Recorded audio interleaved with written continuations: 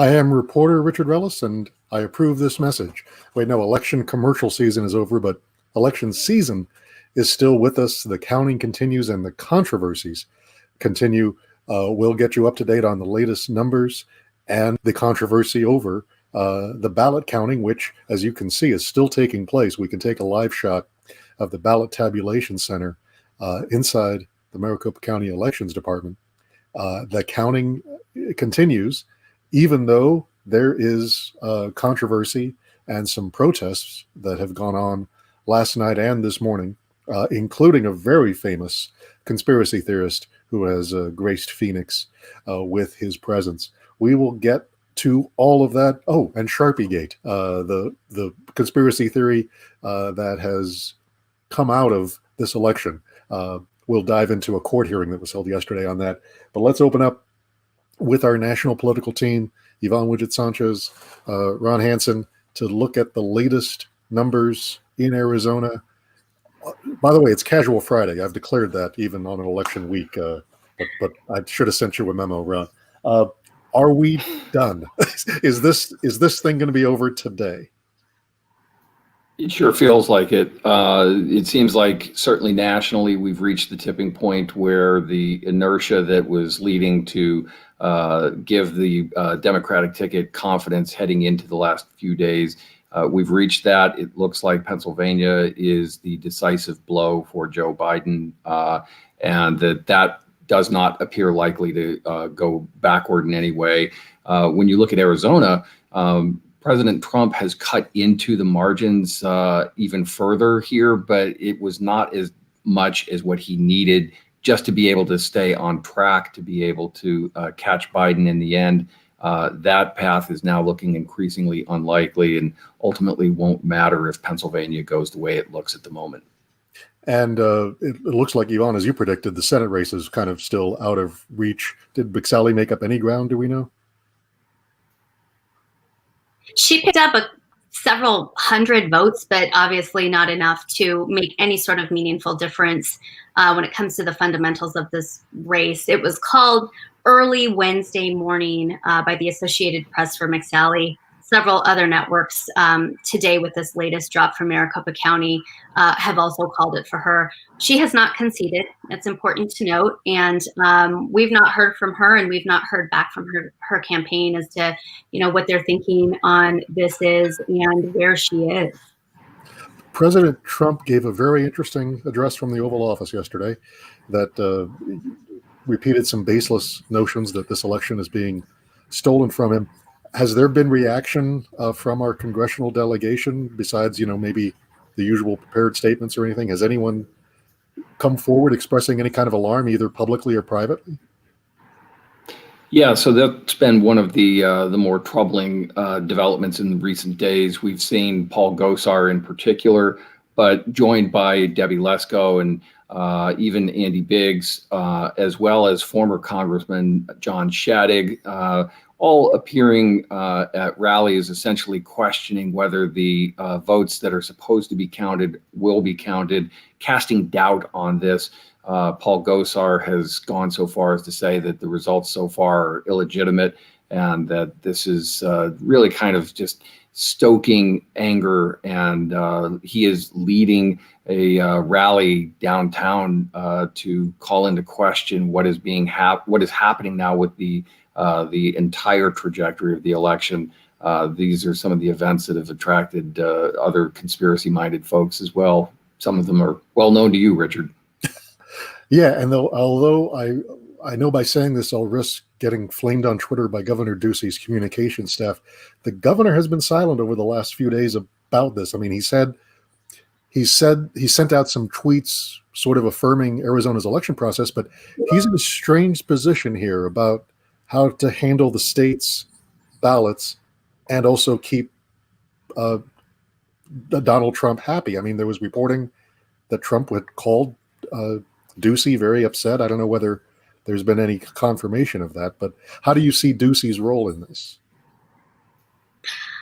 So if you look back from even the governor's own runs for office early on, 2012, let's see, it would have been 10, 2014, various midterm elections in 2018, and now 2020. I will say that his message has always been the same. He is accustomed to how Arizona votes, and he understands that it does take days and days to count the votes.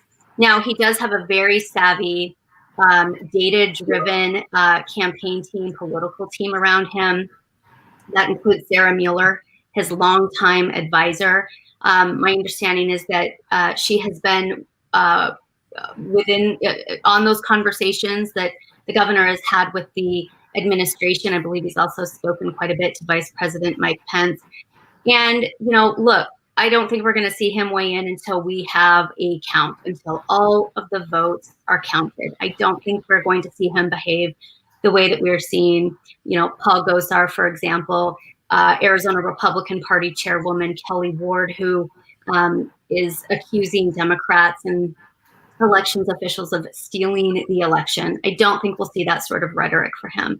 I think we'll see him try to walk some sort of line that keeps, both the administration at arm's length or at bay, but also one that tries to strike, tonally at least, some respect for the work that county administration officials are performing.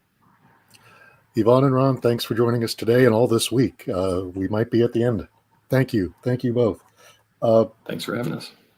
The numbers at Maricopa County, the ballots in Maricopa County continue to be counted. Rob Odell, our data guru, can join us to talk about how the tabulation is going. And Rob, we see it here on the screen with us. How many ballots are left in the county and how many are left statewide? Yeah, so there's about 230,000 ballots left statewide. We had a drop this morning, and Trump basically needs about 57%, or he needed about 57% of all the rest of the votes to win. And he had been getting votes along that clip, 57%, 55%. But Maricopa County had a drop of ballots at 9 a.m. today, and he fell far short of what he needs to come back. He still won it.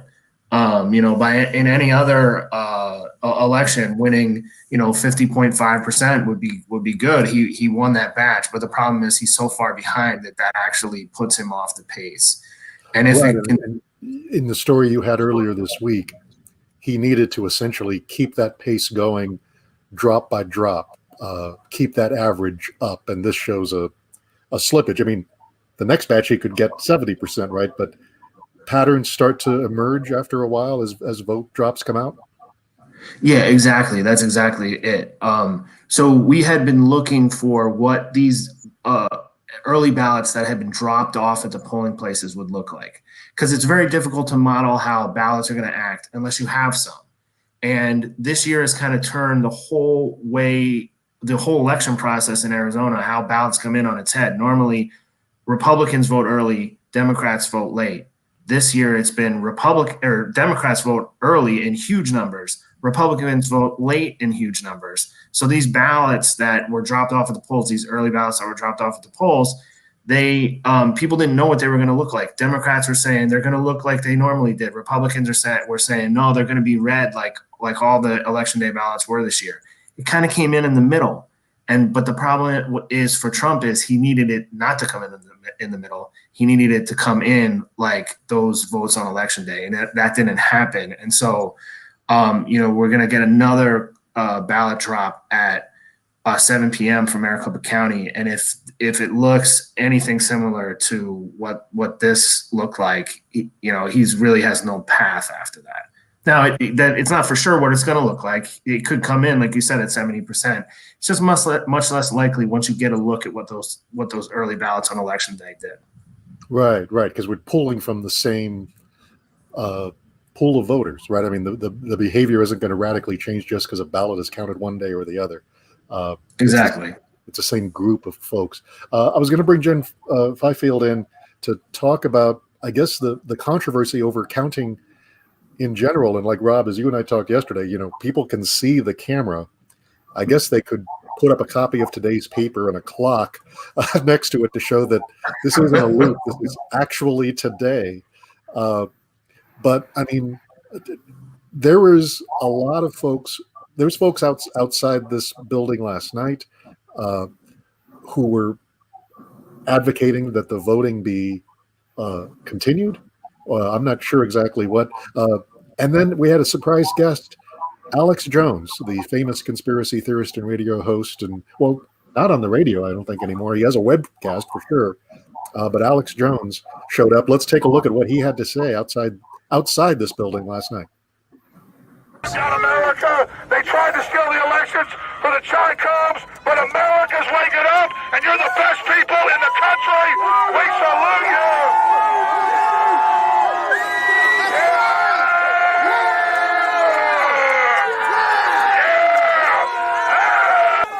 America is united, and America is awake. 1776. I should point out, I mean, I'm not for certain that we say that's Alex Jones. I'm not for certain that's not the cyborg Alex Jones sent here from the reptilians. But if we take the idea that that is Alex Jones, Jen, what is that doing? Is that having any kind of effect to these election workers inside? What kind of security measures are in place? Is it having any effect? This elections department did put up a fence yesterday morning after protests took place on Wednesday night. But other than that, everything is calm inside of the election center, as you can see live. And really, I think part of the protests started because of Trump alleging voter fraud, but here locally also, as we're going to talk about soon with Sharpie, the Sharpie issue. But really, the elections department says they work until 10:30. They get shuttled off-site. There's no real security concerns. They actually share the building with the sheriff's department, so they're there at all times watching over, making sure that everything's going smoothly. And Rob, we saw a familiar face, of course, right next to Alex Jones, our own Jennifer Harrison, the leader of AZ Patriots. And again, you and I got a pattern of a mindset of this patriot movement. And it seems like as these conspiracy theories take root, and Rob, you followed the path of several of them through a Facebook page. It's not as if someone can come in and say, hey guys, let's hold off. You know, there's not many moderating influences. Maybe that's just true for Facebook in general, but right, I mean, there's not many times people can say, let's be reasonable about this, folks. Yeah, absolutely. Absolutely not. You know, what we saw on the page was, in fact, when somebody came in and said, hey, I don't agree with this, or this is really over the top. Often that person was shouted down. You know, we had one about a fake news story. And somebody came in and said, hey, this isn't really true. And they were just shouted down, and then they fought back, and then the group kicked them out. You know, so it's not, you're not going to have people be like, hey, you know, actually these different elections officials say that this isn't happening. In a lot of ways, it's going to be the reverse. You're going to have, you know, the election officials say there's nothing to this, and that's going to mean to this group that it means it's even more true because they won't admit it. You know, so it's sort of like falling down the rabbit hole. Right, and facts have a way of getting in the way of a good conspiracy theory. I was proud of myself because yesterday I actually did some reporting for a change, and I thought I was onto something because Jennifer Harrison in one of her videos had pointed out that she had voted in person, but yet her ballot status on the website said ballot canceled, and that only happens if you voted in person but asked for an early ballot that you didn't use. It's a way to keep you from voting twice. But she proclaimed that, you know, philosophically, she was just against getting an early ballot. She never would have requested one. The folks at the county recorder's office on a very busy day were kind enough to look that up, because I thought if there's a systemic issue that she found, it's worth knowing. But it turns out, according to the county recorder's database, Jennifer Harrison did indeed ask for an early ballot on the general election and must have just forgot. I mean, there's a lot of things. Jen, are they getting a lot of complaints outside of Sharpie Gate? Are they just getting general complaints at the county recorder's office? Definitely. And I have been too. I've been getting a lot of phone calls and texts about this issue after I put a request out on Twitter with my phone number, which now I'm regretting a little bit. But really, like you found with Jennifer Harrison, a lot of these are really individual issues that then need to be investigated, and there's usually a common sense answer to what occurred. Sometimes when all of those things get lumped into one big problem, it seems like there's some conspiracy to disenfranchise votes, when really you just have to look individually at every issue. Right, and again, I mean, as we discuss, it's really hard to get people to shake off a conspiracy once it takes root, right? To get someone to climb off that ledge. Rob, I appreciate you joining us. We'll see if Alex Jones makes his home here, or if he goes on to Pennsylvania or another state that might have an interesting issue. I'm going to talk to Jen about Sharpie Gate. Wow. Thank you. Thanks for joining us, Rob. Jen, this became an instrument that some people thought was used to disenfranchise voters. There was a court hearing yesterday. Well, I guess let's start at the beginning. People thought that if they used a Sharpie, their vote was somehow disenfranchised. Can we explain why that is not the case? Well, and this has taken off a lot since we talked on Wednesday. When we talked on Wednesday, this was just getting going, and we brushed it off almost, but it turned into a pretty large issue in our state and also got us national attention. So I think it's worth reviewing, like you said, what occurred. Voters had issues on Tuesday with the Sharpies that poll workers gave them bleeding through ballots. That caused them to be concerned about overvoting, which is when you have too many. I made a visual aid. I made a visual aid to show what we're talking about. So here's like a ballot I created with this Sharpie. And I guess this is the worry, right? That you can see on the back of the ballot, you can see the bleed through on the other side. But also we can see that the ballot was designed, and it's pretty much, well, I mean, the printing is much better than my scrawling. But the ballot was designed so that the votes on one side, if they bleed through the other, don't come anywhere near the ovals on the other, correct? I mean, they intentionally did it this way, outside of the old arrows that were pretty much on the same place on each side of the ballot. Richard, you realize that you overvoted on both of those. Well, I don't want to show favoritism, but right, this also is it. If I had fed this ballot into a machine, you completely messed up because you voted for both candidates. I was really undecided. But thank you for that visual. Yes, that's exactly what's going on. And so the concern was, I mean, that's a legitimate concern. If you're at a polling place, and even if poll workers tell you it's okay, you're still going to be concerned. So that started the rumors going on social media. What really also caused it to take off a little bit is the Attorney General launched an investigation here after hearing several complaints from voters, just like we were just talking about. And that set off a lot more speculation. Right, that maybe there was something to this, but then that seemed to go away sometime in mid-afternoon, even before the court hearing you covered, right? It seemed like Brnovich sort of, in an interview with Joe Dana at Channel 12, he seemed to claw that back a bit. Yes, he said that after hearing from election officials, there was no proof that voters were disenfranchised through this, that their votes didn't count just because they used Sharpie. That said, I did get a lot of phone calls, like I said, with legitimate issues about machines not working properly at voting places. And I've checked in with the county on those. Those seem to be singular issues, again, not widespread machines not working all across the county. But like you said, it did spur a court case that was heard. Just the first scheduling hearing was heard on it yesterday, and the court didn't make any decisions. But that was a voter saying, I used Sharpie. I don't think that the ballot properly read my votes. And so now I'm bringing it saying that I was disenfranchised. So yeah, the hearing you attended yesterday was essentially the judge laying out some ground rules and dates. There was no evidence offered, right? You didn't learn any more about what the root issue is here beyond what was filed in the complaint? We didn't hear specifically what more took place at the polling location where the voter had the issue, but we did hear from the Republican National Committee and Donald Trump campaign, which filed a motion to intervene in the lawsuit, just joining the lawsuit. And we learned from them what they wanted. One of their requests was for people to be able to go and watch the process of votes being counted. As we know, we can see that live on video, but they wanted to actually have access to the election center. That argument was questioned by the judge because she said, what could that do? They already voted. If everything worked okay, their ballot got accepted by the machine. These are people counting early ballots that we're seeing here.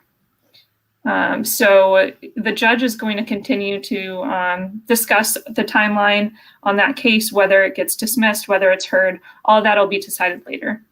Because, right, if there was a Sharpie issue, that ballot is counted right when you feed it into the machine, and those results have already, like, there's no Sharpie ballots, well, unless someone used a Sharpie at home, but the incidence of Sharpie ballots, those wouldn't be what is being tabulated right now, correct?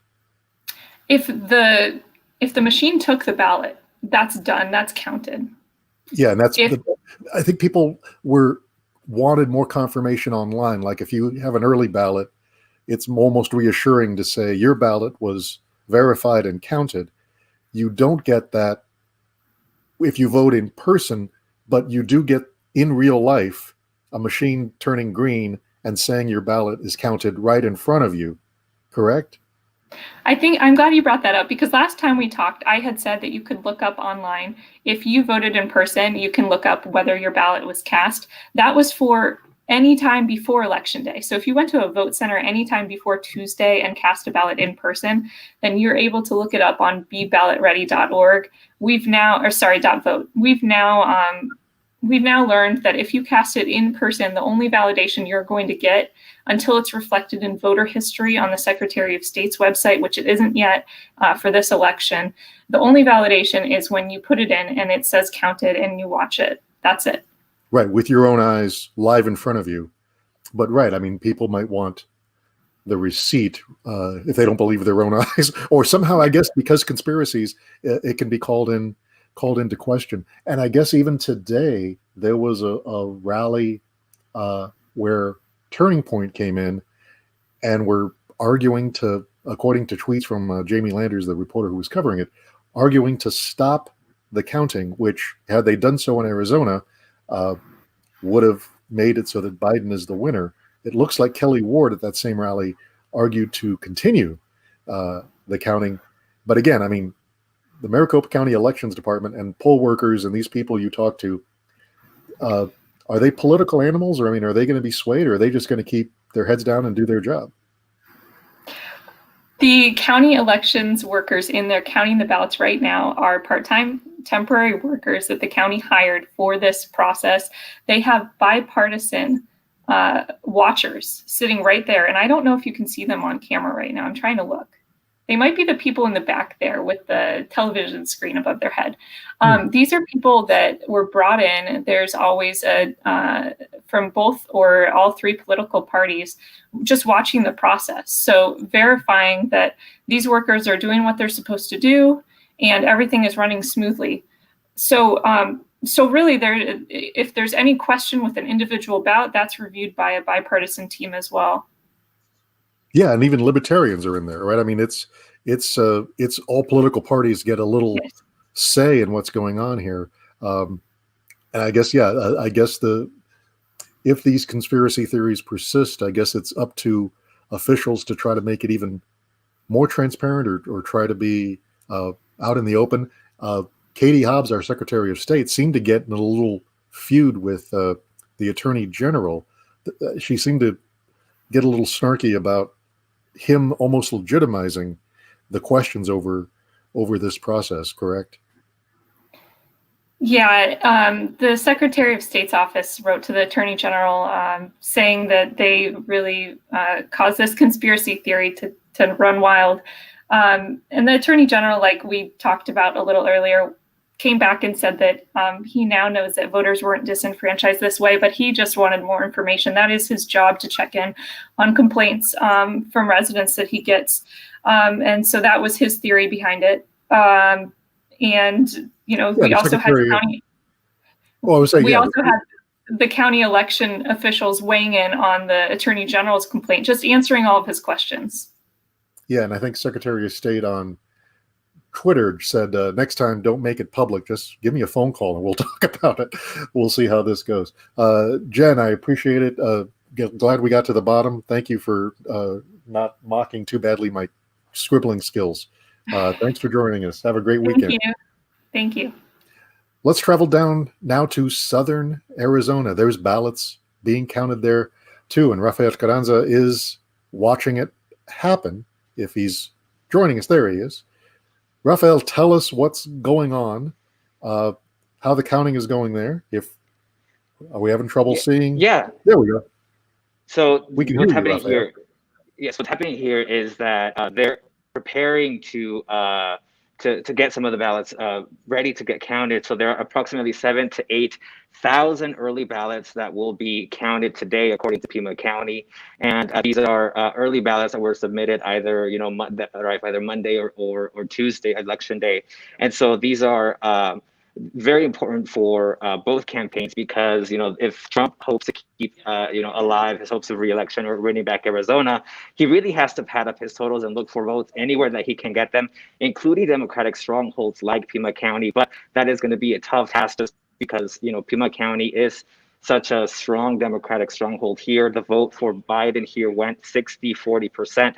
So we're talking about a double-digit lead for Joe Biden. And so his campaign is very confident that many of the votes that are still left to be counted here are going to go his way.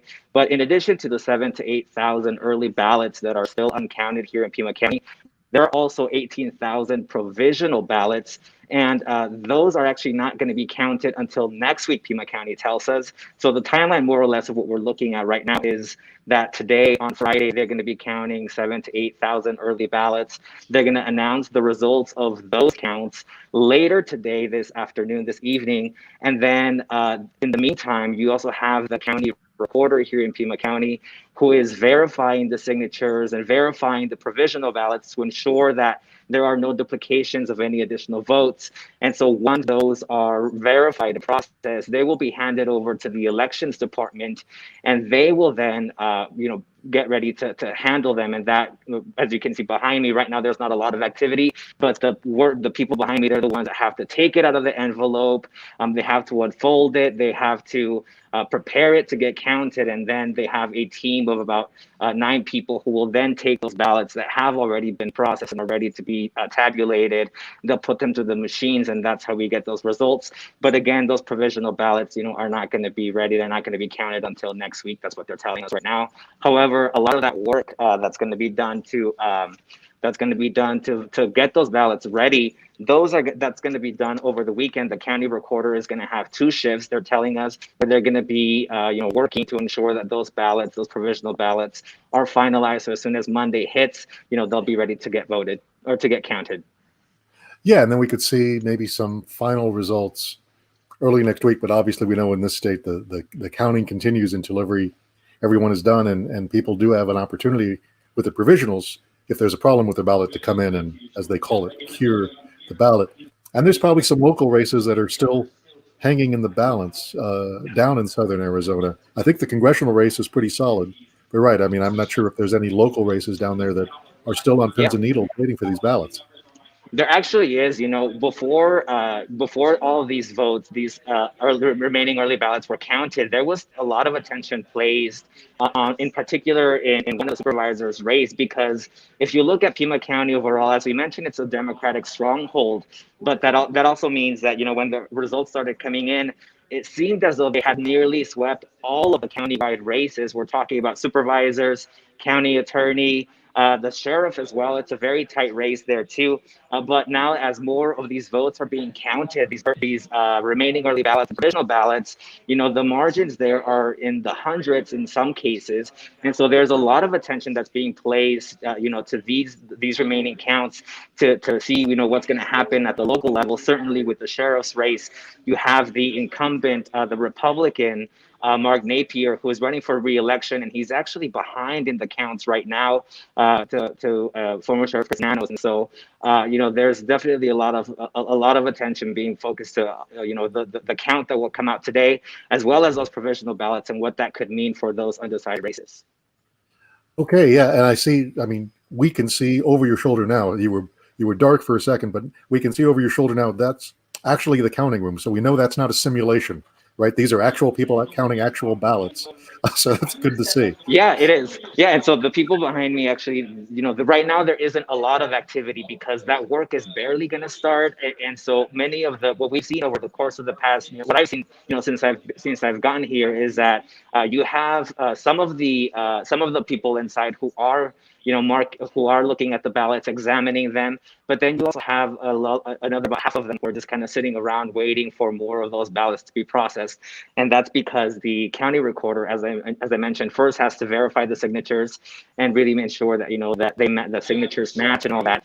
And so once they do that, they then hand them over to the elections department and to the individuals that are behind me. And they're the ones who, as I mentioned again, they will take it out of the envelope, examine it for any problems. And then if there aren't any, then they'll put them in a pile where they then will take them to the voting machines, the machines that will then count them in a much faster pace. And no protests out there, all quiet. Alex Jones hasn't been in the parking lot. No, it's been a big contrast, from Pima County, certainly from Maricopa County. I'm sorry. So what we've seen in Phoenix has not been, playing out here in Tucson. Yesterday and in the days prior, we did see the sheriff's office. They had several deputies stationed outside, and I think that was just kind of as a precautionary measure. But since then, I think all day today they haven't been here, and so.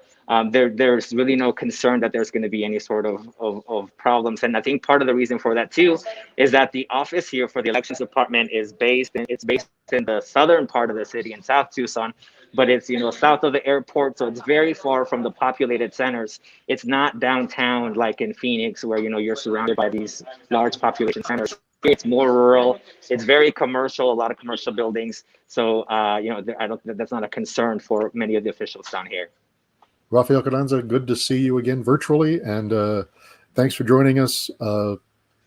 And readers should check out Rafael's coverage on immigration, which it'll be interesting to see if there's indeed a new Biden administration, how it will affect policy, but that's a conversation for another day. Good to see you, Rafael. Thanks for joining us. We're going to bring back Jen Fifield because Rafael bringing up the Board of Supervisors races down there. The Maricopa County Board of Supervisors race has also tightened up here in the Phoenix area, right?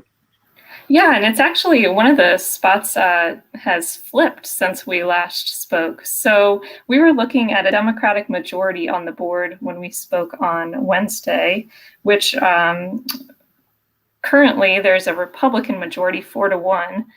And the new results show that there's 2 Democrats leading, 2 Republicans leading, and we have one race that's so close it's within 500 votes. If you see on the right side, District 3 with Bill Gates, who's the incumbent supervisor, and his challenger, Whitney Walker, a Democrat, he is now leading, and that would mean that it would be a Republican majority still on the board. The votes have changed so drastically since they first came out that we don't know how this race will end up.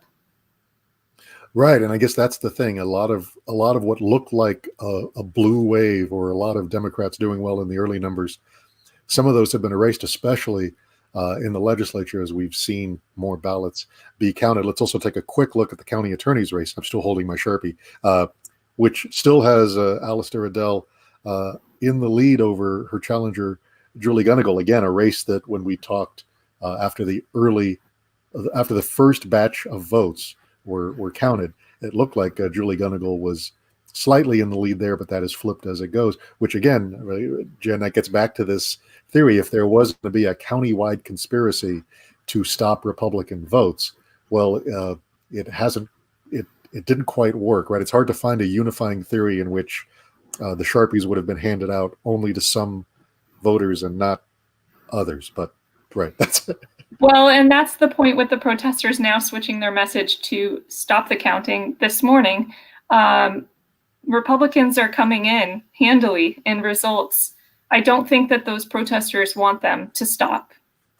Right, and at the same protest, then Kelly Ward said to start the counting, which is what is going on as we can see. I mean, to stand outside of a building where the ballots are being counted and say count them, it's like looking at my coffee maker in the morning and saying make my coffee.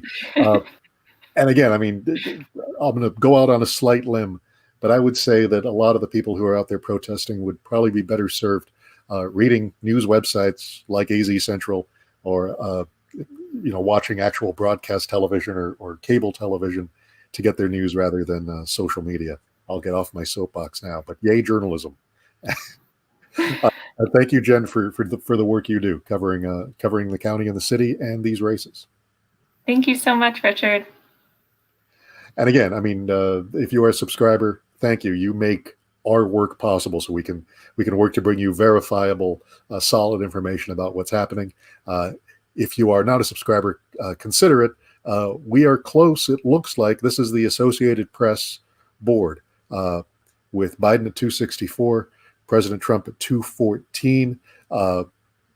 Nevada is still in play, and it looks like Georgia has tipped over into possibly being a Biden state. The math seemed to be going that way. Same thing with Pennsylvania, states that Trump had led on election night, as they're counting votes from the urban centers in those states.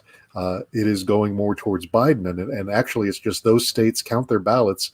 It seems just the opposite of as we do in Arizona, where the early ballots in Arizona were counted days before election day, and then the results were just held secure until election night.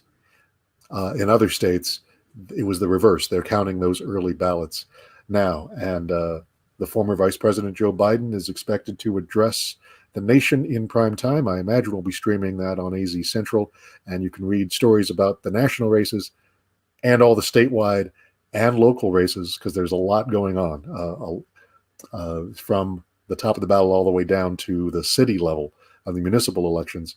We're covering it all for you. So keep clicking through on AZ Central. Thanks for joining us again on this election show.